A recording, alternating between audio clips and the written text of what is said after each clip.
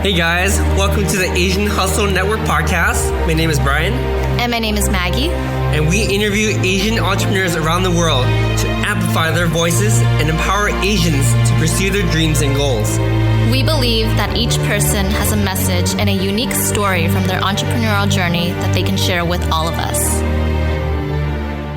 Hi, everyone. Welcome to the Asian Hustle Network podcast. Today, we have a very special guest with us. His name is Alex Zhou. Alex is the founder and CEO of Yami. While studying in Kansas, Alex had very limited access to Asian groceries and products, having to drive 2 hours to reach the nearest Asian market. This inspired him to found YummyBuy.com in 2013 with the mission of making Asian goods accessible for everyone to experience and enjoy. At the very beginning, he was a one-man army working on every task from supply chain, logistics to customer service. Fast forward to today, Yummy is a multi-$100 million revenue company with over 1.5 million user base. Over the course of 8 years, Yummy has now become the most popular destination for Asian goods in North America and has expanded many Asian brands' global footprints. Alex is the youngest winner of 2017 Ernst & Young's Entrepreneur of the Year in the greater Los Angeles region. Aside from being an entrepreneur, Alex is an avid soccer player. He loves adventures and enjoys car racing and hiking. Alex, welcome to the show. Hey, thank you. Thank you for having me. Hi, everyone. Alex, we're super excited to have you on the show today. You know, I told my parents, I told some of my friends, and they're like, "What? You have the founder of YummyBuy on your podcast today?" I'm like, "Yes, we do." So, Alex, let's hop right into it. Let's hear more about your story where you grew up in China and then you came over here to the States. Yes. Where I should begin. So I actually came to the United States at 2007, as an international student. So, I born and raised in China, and I spent for almost 5 years in Kansas, right? To finish my degree, Kansas in the middle of nowhere, to help, do not have access to Asian product, Asian restaurants, And I do have to drive, multiple hours to get a decent size of like Asian grocery stores, for chili sauce, rice, something like this. Mm-hmm. So that was my experience, in Kansas. So after I graduated from college, I moved to Los Angeles. I see all the Asian populations, restaurants, Asian grocery stores, supermarket, and then the ranch, H Mart. So, I had this idea, maybe I can start a company, e-commerce to carry the Asian product and Asian brand, for overseas, right? Because during that time, e-commerce was not a new concept. In China, we have JD, we have Alibaba. In States, we have Amazon, we have eBay. But nobody actually focused on this like vertical integrated space, right? Which is, Asian product for overseas. But, on the other side, Chinese and Asian immigrants is the fastest growing immigrants group, in United States, Canada, you name it, right? And also, Asian pop culture start have a huge influence on the mainstream culture. So more and more, mainstream customers start have interest in Asian product, right? So, but nobody actually the entire Asian retail system is really outdated during that time, and that's when I started the company. But at the beginning, it's a very small operation, just myself with about 2,000 square feet warehouse. It's a garage size warehouse, and about 200 SKUs. Mainly the snacks from Japan and the Korea. And let's say, but since then, we actually growing pretty fast. First year we only did like $1 to $2 million in terms of revenue, and then next year is 40. Then growing today, we have multi-hundreds million dollars in terms of revenue, and we have hundreds of employee in United States, East Coast, West Coast, and China as well. So that's basically how I started company and why I started company. You make it sound so simple. Yes and no. Wow. Yeah, I'm very inspired by your story and just the inspiration of it because personally, like I'm Chinese. So I grew up with my parents kind of like feeding me like Chinese herbs and medicine and stuff like that. Every time I got sick, they would have this like Chinese cough medicine. And I would never take any American cough medicine because I grew up with that Chinese cough medicine. So I have to take that one, right? But it's so hard to find it anywhere, right? In America. So having Yummy Buy be available to like offer like Asian inspired snacks and healthcare and everything like that is like very important. Just out of curiosity too, like where did you drive from Kansas to buy Asian food? Yeah. Okay. Yes. It depends what you're looking for, right? In Kansas, I live in a town called Manhattan, not like Manhattan, New York, right? Manhattan, Kansas. We call ourselves Little Apple compared to the Yes. That was a college town, right? And so there was a grocery store, for Asian grocery store, but it's only office size, probably less than 100 SKUs.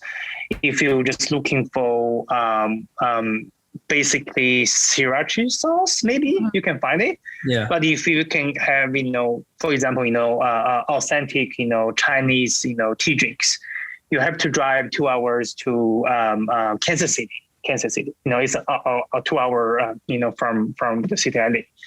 But if you want, a better product, you have to drive like 6 hours to Denver, right? Wow. But for somebody living in Los Angeles, Denver is not like known for best, Asian choice, right? Yeah. So that's what my experience.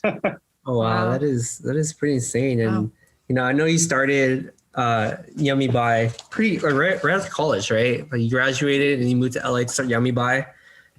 What made you decide to start Yummy Buy instead of finding a full-time job?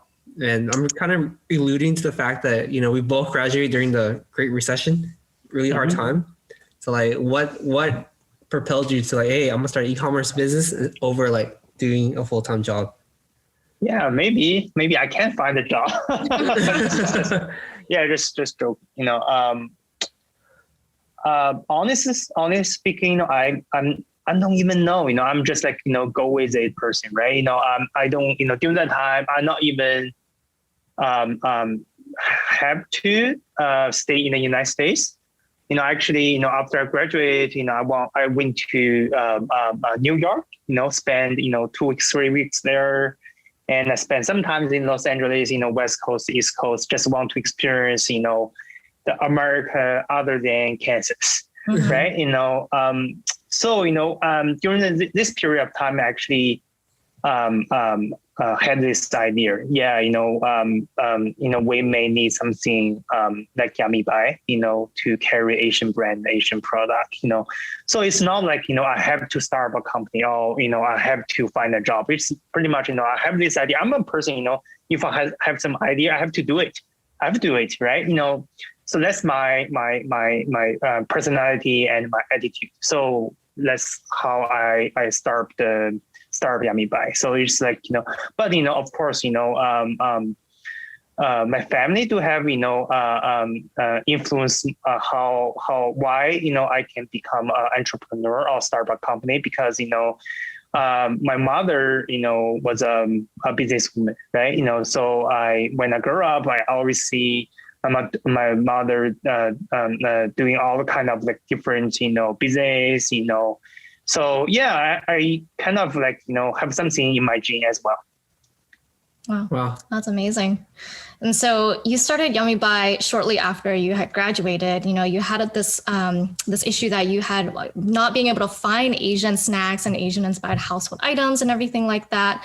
Can you talk about you kind of doing research on all of these suppliers? Because I know you had like went out to grocery stores, you had to like find out who those suppliers were. Go behind the scenes, see logistics. Yeah, and we know like you cold called a lot of suppliers too, and a lot of them had hung up on you. Talk about that experience. I want to hear your hustle story. Yeah. So, during the time, I was, alone in Los Angeles, I had this idea. So,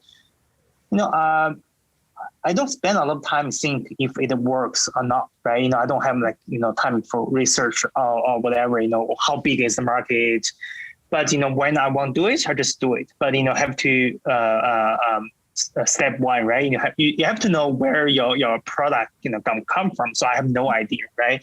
So I just went to Nathan Ranch, right? I basically spend my my whole day there every day for couple weeks at least. So I think I already read the suspicious by their securities. Why this guy come to my store every day? So I just go to their store. See all the product. Write down numbers. If there's a telephone numbers for the wholesalers, and also the name of the brand. And I counting how many customers walking another ranch. And how many customers walk out with a shopping bag. So I know what's that conversion rate, Yeah. And I actually walk, sneak to the back of the store, see all the delivery truck. Wow. Because, I saw the truck, there was like company name on the truck. It's got to be, from the wholesalers. So I read down all the names. I try to Google them online, see address and telephone numbers. And yes, of course, I got a lot of no, from the initial reach outs to the vendors, pretty much because first, e-commerce, is very popular during that time, but somehow, the e-commerce for Asian retail is a little bit like left behind. You just like say no to me, like, there's HMR, there's a Rene Ranch, I'm not going to open an account for e-commerce, for a newly graduate college student try to do e-commerce. If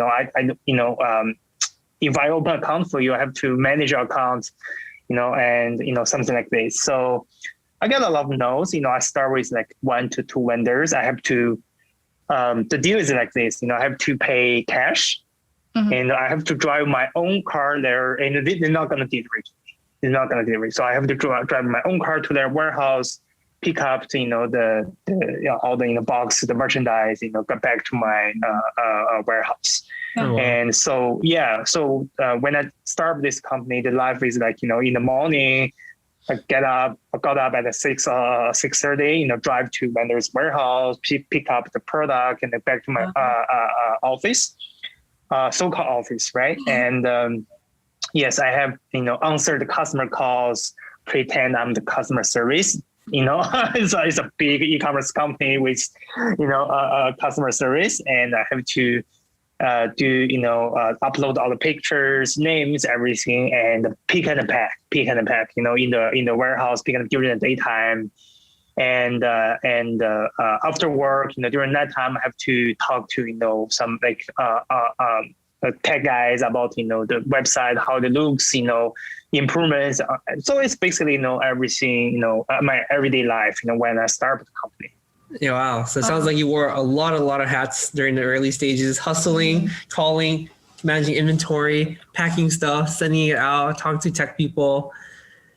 At what point did you ever doubt your vision on this, where it's like, man, like I'm doing so much work every day. It's time for us to hire some people, and kind of like, how did that process play out? Because we talked to a lot of founders on the Asian Hustle Network podcast. It seems like the hardest thing they face is like, oh, my company's growing, but now I have to give up control to like other people. Like, what was that process like for you? Yeah, frankly speaking, I don't have these problems. Mainly because when I started this company, I actually didn't see it as a startup. I see it as a business, right? It's a business can benefit customer like me, live in Kansas, do not have access to Asian brand, right? We didn't actually looking for money or try to raise money until 3 years after we started the company. And during that time, we already have like $40 to $50 million, I think, during that time. So yeah, so at the beginning, just like that was a business can actually benefit a lot of people, right? So yes, of course, there's a lot of like problems, issues, you have to overcome, but this your everyday life, where to find your wholesalers, right? Now, where's the product, right? And how to do marketing, right? And I don't know that because, I don't have any experience on e-commerce, on retails, and actually, there was a time, we got some tractions. I actually talked to somebody, so it's somebody in the retail space, and he asked me like, why how you start Yami Buy, and do you have retail experience, education background on e-commerce or whatever. It's just like, I just answered like, no, I don't have any experience on this. I just like, because I don't have any experience, I don't know how hard it's gonna be, right? I just start company. I see all the problems. I just try to solve it. Until today. I love that. I love us. It's so relatable because we feel that too. Like ignorance is a huge bliss when you're doing a beginning stage startup. You're just hearing that because you didn't know how hard it was. You never had any of the mental blockage to do things. Yep. For us, it's like we're hosting events around the world because we want to be like the Asian TED Talk. And then we never had any idea how hard it is. We just gotta have to solve it. It's not a big deal. It's super inspirational because like you said, how people ask you, like, do you have any experience in e-commerce or like selling? And people ask us too, like, do you guys have any experience in growing communities or doing events? We're like, no, but because you knew what your problem was and you had your own problem of not being able to find Asian inspired products. And we have our own problem not being able to find other communities of Asians. It goes such a long way because we know what that problem is and we're able to understand that problem. Yeah. So let's dive a little bit deeper too into your business. Like tell us about times where it was extremely difficult, where you just like, and what's the times where you're just like, whoa, I can do this. Like you want to hear both sides of the story. First, I think from the day one, I actually know this is something. It's not from like VCs or somebody try to give you money to do it. It's actually from customers, right? From day one.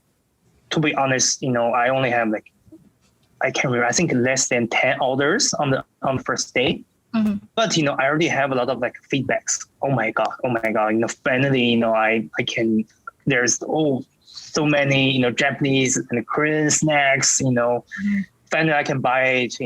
Some feedback like this. This like instantly give you just like not hope. Give you motivations, right? I'm not doing it for money or try to raise money or become famous. I do it for customers. This is where your inspirations come from. This make you feel okay. This is something. This is a good business, and I think until 2016, 2017, as I mentioned, we did pretty good, and then because I think we already have $30-40 million revenue, decent size. And a lot of VCs start to approach us, talk to us, but again, I don't have any experience, to raise money, start a business, right? So the first time I talked to VCs, I don't know any questions they ask, right? And leave any questions, they use a lot of like word, I don't know, what is LTV, what is customer acquisition cost, what is cohort? I have no idea what is cohort, right? No. Yeah, and they ask me evaluations. Literally, you ask me question, I try to Google the end of the table, like how to evaluate your company, right? Something like this. So yeah, that's the early days. Yeah, I mean, hats off to you. Those are pretty scary questions. The first time you hear it for the first time, you're like, what do you think? Language. Yeah, I think, there are a lot of like, early day stories, I shared with my employee right now, they feel it's like, it's unreal, for example, I think, first month, when I launched our website, right, we have all the functions, pretend our big, e-commerce company, right? But, until, the first time some customer looking for refund. And then I realized, oh my God, I don't have refund functions in my website. Right? I can take money, but I don't have these functions to refund customers. So, Yeah. and what I did is, I actually put the money in the envelope and mail to customers. But this customer is actually post this on social network and said something like, this a legit company. Nowadays, who actually refund a customer put the money in an envelope, right? No, I actually saw it, with a lot of like retweets, comments, yeah. Yeah, those are the great stories at the beginning, right? It's like you look back, it's like so unreal that happened, and I had to commend you, like it's a tough journey, and the fact that you're a solo founder, is that right? Yeah. That's even more impressive because statistically, a person with a co-founder succeeds, and with a solo founder, it goes down. But you do it solely, so hats off to you. I'm kind of curious too, like as you're doing this entire process, like how did you manage to pay yourself first whilst you're reinvesting the money back into growing your company? Every month you're like, okay, I'm giving myself X amount, and the rest will go back to the company? Or is it like, all right, I can eat off this very small amount and the rest goes back to the company? What was your thought process like? Okay. Yeah, I think in the early days, I think, for a period of time, I don't pay myself. Oh, wow. I just like, I don't know, I don't know it until, I talked to some, my accountant, he told me, you have to become a company's employees, right? You have to separate yourself and the company, you have to pay yourself because you're also the employee of the company, something like this. But the early days, I was so into it, I'm not looking for money, right? I just like think this is something I can do and it can actually benefit a lot of people, right? I think it's also one of the reasons why I can make it today and like what is Yami by today, because I want to be this brand to be successful, more than some like because of the money or whatever, right? So at the beginning, even Yami Buy was really small business, but we look up to a household name like Amazon, right? I don't know what should I do for free shipping threshold. So I look at what Yami Buy do and what Amazon is doing, right? I don't know how to write customer return policies. So I just exactly copy Amazon, right? Nobody actually do that because you're gonna lose money or whatever. You're gonna have very thin margins, probably not making profitable, right? But I think my customer actually feels that in the early days, okay, this is not other maybe small business, right? This like they have pretty good customer return policy, free shipping threshold. It's actually a customer centric company. As customer can actually feel that. Yeah. Wow. I think it's very important that you point out that not everything was perfect when you first started the company, right? You didn't add the refund button or the refund policy. You copied Amazon's policies as well. I think a lot of people, when they become entrepreneurs, they think that everything needs to be perfect, or else they can't launch the company, right? But in actuality, like not everything is perfect. Like you just have to go with it, and then later on you can like hire lawyers to help you with that, right? But in the first few stages, I'm kind of curious too. Like, what was going through your head after you made your first sale? What was that emotion and feeling like? Where it's like, whoa, this is real. Yes, I tried to I try to Google, where this, sales come from. If I know, I think it's her, right? If I know her or not, end up this customer is from Kansas, but I don't directly know her. I think it's from, somebody I know, my classmates, maybe refer, this, Yami Bai to his or her friends, and I acquire a new customer. So all the customers are, indirect connects, Mm-hmm. from myself, because I don't have any a marketing dollar to spend, right? So I use a lot of like a social network, of course, like Chinese social network, like Weibo, like, WeChat, I direct mail a lot of like, students, internet student organizations, like check this out. This is a new website. And I even started a campaign before I launched the website. I think it's a month or 2 months before I launched the website. So something like, this is a website, major e-commerce, website, gonna bring like thousands of like Asian brands to United States. Sign up now, you're gonna get like 20% off, when we launch the website, something like this. So, I think before we launch the website, we already have like a couple thousand subscribers, something like this. Yeah. Oh, wow. Wow. Congratulations. Yeah, It's congrats. so exciting. Yeah, very exciting. So we know you started Yummy By in LA, in Los Angeles. What made you decide to start it in Los Angeles compared to any other city that, was populated with a lot of Asian people? Why not New York? Why not New Jersey? Or SF? Why LA? Yeah. If you ask me now, I can tell you, okay, because, there's a lot of like, diversified, talent people here, Asian populations as well. And also, all, product we deal with, are actually from, overseas. So, it's better to close to a port, right? So for logistic, warehousing, everything is better to close port. But, during that time, there's not such reasons. It's just like because I had this idea when I was in Los Angeles. Mm-hmm. And so I just started the company here. So a lot of like early days decisions, you don't have a lot of like, numbers to back it up. Mm-hmm. You just do it. I think it's require a lot of like luck, to make this works, But of course, nowadays I can tell a lot of like, asking me like, why you start in Los Angeles, why you made this decision. I can give you numerous reasons.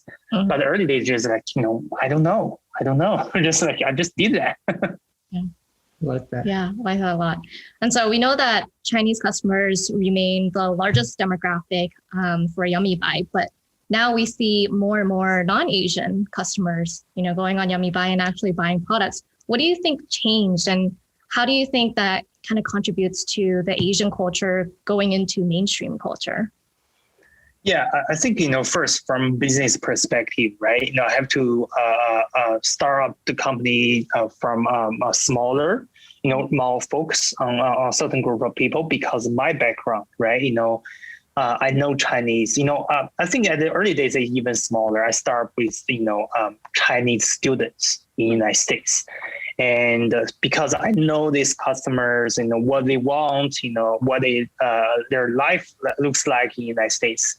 So I understand my customer. So I start from here. So when the business gets bigger and bigger, you try to expand your customer, base, right? From Chinese students to Chinese Americans, right? Then, Asian Americans, because, in terms of the product selections, we're also the number one largest for, Korean and Japanese products as well. So you expand your to Asians, right? And then, I think, recent years, we notice more and more non-Asian customers start shopping us, for Asian products. I think there's two reasons behind that. First is, when more and more Chinese and Asians, live in the United States, our shopping behaviors, gonna have an impact on their behaviors. For example, in Los Angeles, I bet, every single, everybody know what is boba tea, no matter it's Asian or non-Asian, because it's just like boba tea is so popular here. And for mainstream customers, non-Asians, I think, Chinese or Japanese food become their, weekly dining options as well, because there's more and more Chinese and Japanese restaurants here. So when certain population, get bigger and bigger, they're just like lifestyle gonna have an impact. Early, for years before, for example, for Hispanic, right?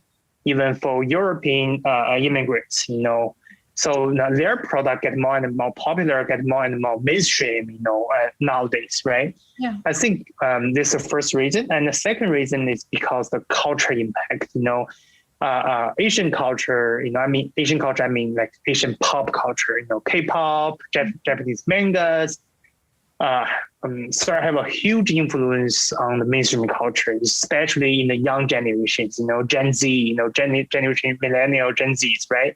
So when certain cultures start have an influence, the product behind this culture gonna have attraction in the market as well. So if you recall my early day life in China, right? In my generation in China, Western culture have a huge influence. I grew up, listen, Backstreet Boys, Britney Spears, Michael Jackson, watch NBA games, Hollywood movies. So when I grew up, I recognize all the, Western brands, Coca-Cola, right? I like McDonald's, right? Nike shoes, all these brands, even a Chinese brand with a foreign name gonna have, sales better, right? So that's how, culture influence first, then product second. Wow. Yeah, love it. Good. Oh, okay. So we see, we go on YouTube and we see a lot of videos of people kind of like opening up their Yummy Buy boxes and doing hauls and everything like that. And we know that, Yummy Buy works a lot with these influencers. Can you talk about like your marketing plan with these influencers and how it kind of all ties in together? Because we know that, sometimes you sponsor these influencers and it's just really cool just seeing them like opening up these products and kind of taste testing it and everything like that. What was your marketing plan like when you're working with these influencers? Yeah, I think, for different customers, we actually have different, marketing strategies, for example, for Chinese and Asians, right? We tend to use as much as possible for like word of mouth, right? We use a strategy called product lead marketing. What that means, we want to bring the most trendy product from Asian countries, and this product gonna marketing for us. There's a lot of like scenarios on Twitter, Facebook, or Chinese, social media. You're gonna see this, somebody post some merchandise. It's not like, QL, influencers or whatever. It's just like, just like everyday customers. Yeah. They post something on social network and their friend gonna ask, oh my God, where you bought this, Asian snacks, they're gonna, okay, I bought it from Yami Buy. So for me, that's a free, customer acquisitions, so you always try to find the most trendy product because, before Yami Buy, there's Nan Ranch, there's H Mart. But when you go to H Mart, you go to Nan Ranch, you're gonna feel something like, a lot of like friends told me when you go to Nan Ranch, right? Feels like, it's your childhood memories, right? Why is that? It's a good thing, it's bring up your memories, right? But it's not very good because this means all these brands is popular, 10 years ago, it's still for sale in Nan Ranch now. But if you see it in China, in Japan, in Korea now, there's a brand evolutions. There's always new brands coming up. But for overseas markets, all this brand is a little bit like left behind. Why is that? You think about offline market. Nobody actually talk to customer. You don't walk into H Mart or Nan Ranch and ask the store manager, okay, I want this. Can you bring it from China or from Japan? No. But they happen to our website every day. Hundreds, thousands of customers leave comments to us. We study customer behaviors from all the data, what's going to be popular, what is not, right? So we can always bring the most trendy product. And this for Asian customers. But for non-Asians, we tend to use content, education, and influencers. Why is that?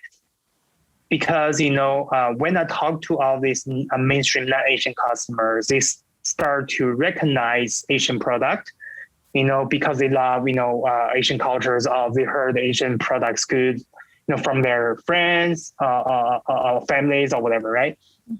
But, they only recognize all this on category level. For example, they want herb, tea from China, snacks from Japan, cosmetics, makeup from Korean maybe, but they cannot name a brand, right? They don't know the product. Mm-hmm. So if you sell them snacks from China, they're gonna a little bit, hesitate because they don't know the taste. They don't know whether it's chili, sweet, salty, or whatever, right?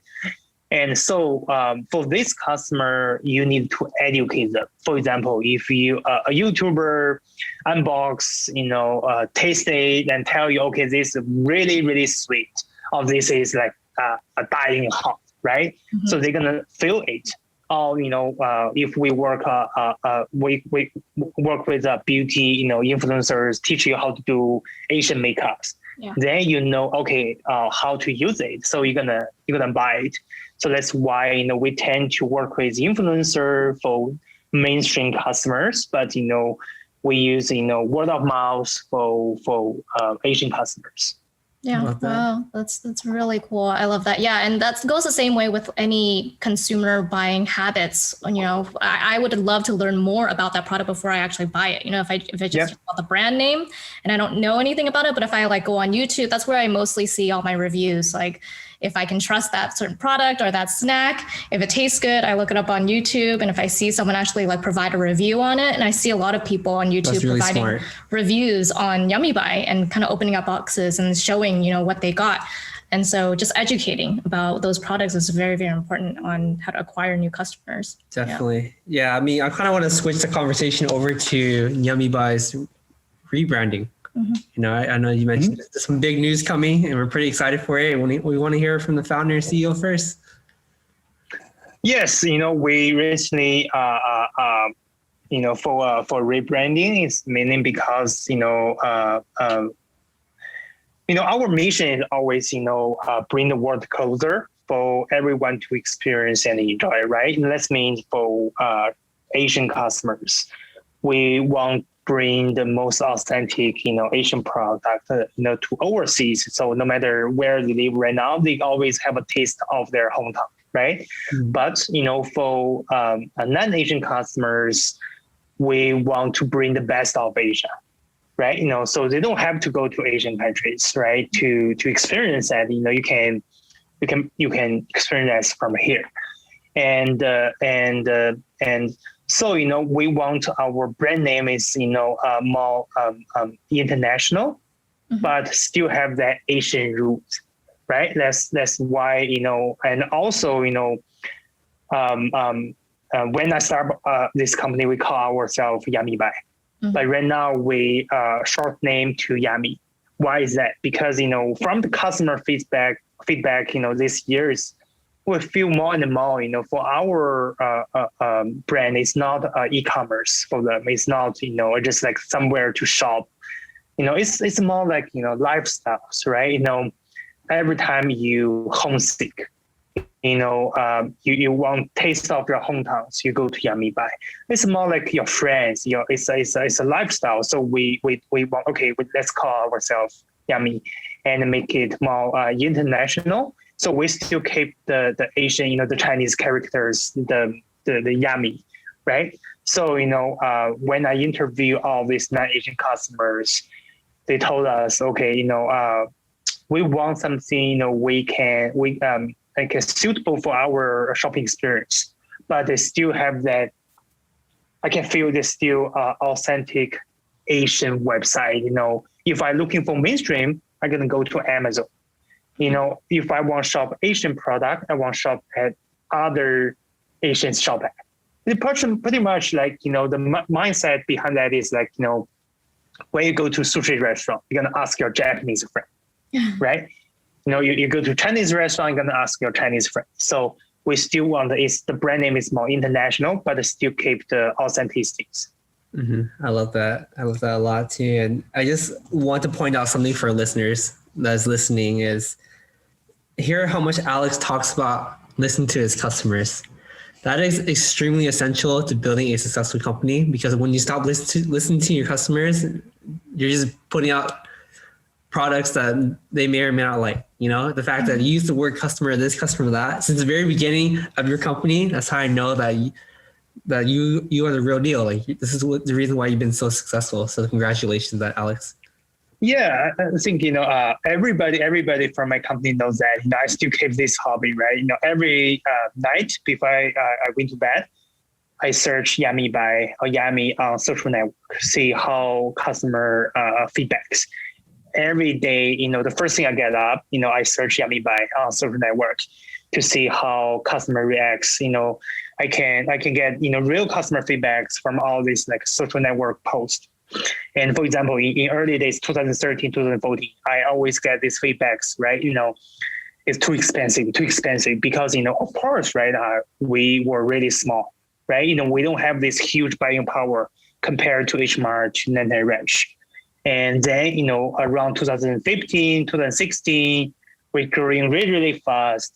Customer feedbacks were, their shipping speed was too slow. It takes days for them to ship out. Why? Because the business is getting there, but our operations is behind.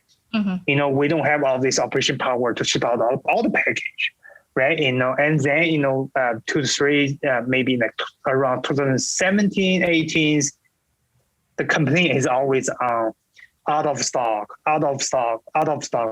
Because, we're getting more and more business, mm-hmm. but, the supply chain is not there yet. So, and also we deal with like international shippings, everything, right? Mm-hmm. So, this is something we're working on right now. So, you don't have to look at all the data to know what happened to your company. You just listen to your customers. That's the real feedbacks. Awesome. Yeah, that's really insightful. So what are your goals for 2021 for Yami Buy? Yeah, I think, I think for 2021, as you mentioned earlier, we are in the process of, rebrand. So, our goal is still keep the good quality serve for the Asian communities, but introduce more and more good Asian stuff to the non-Asian communities. Mm-hmm. So I think I think it's also our missions, to bring the best of Asia to this non-Asian customers. Think about this. We can make the best product. We can make quality product. But back days we don't have brand. We don't know how to brand tell a brand story, everything. But we're getting better and better on this for all these Asian brands. I think it's my mission and my job, to introduce all these Asian brands to non-Asian customers overseas. Wow. Well, we're very excited for all of that. And we have one last question for you, Alex, and that is, what one advice could you give to an aspiring entrepreneur? What would you tell yourself back in 2013? I think, from my personal experience, I think just do it, because a lot of people ask me, how to start a company. There's always something like, what if I don't have money? What if I don't have somebody start a company with me? What if, somebody already in the space doing pretty well? Do I have a chance to compete with them? I always feel, if you don't start, you never know. You don't even have a chance to know it. Just like you scare yourself, right? Just do it, and when the problem comes, just find a way to solve it. Which a lot of people just like buried by all these questions. They actually never start something. They just like in the idea like stage, right? So my advice just to do it. Great. I like the advice a lot. Yeah, thank you so much, Alex. And how can our listeners find out more about you and Yami online? I think the best way is just go to yamibuy.com, right? See my Asian selections. They're gonna love it. And also they can go to Instagram, LinkedIn, Twitters, for our official accounts. Okay, great. Awesome. Well, it was awesome hearing your story today, Alex. Thank you so much for sharing with us. Thank you, Alex. And I really like your quote by Ward to LA as well. You know, it's Yummy is great for customers. No need to fight traffic. Simply shop at yummybuy.com. Yep. Thank you. We know how bad the traffic is in LA. Yep, definitely. Yeah. Thank you so much for your time, Alex, and congratulations on your success. We'll be here to cheer for you always. Thank you. Okay, Alex. thank you. Hey guys, we hope you enjoyed this episode. Please subscribe to the show. We would like to get to the top 10 on iTunes, so be sure to leave us a 5-star review. We release an episode every single Wednesday, so stay tuned. Thank you guys so much.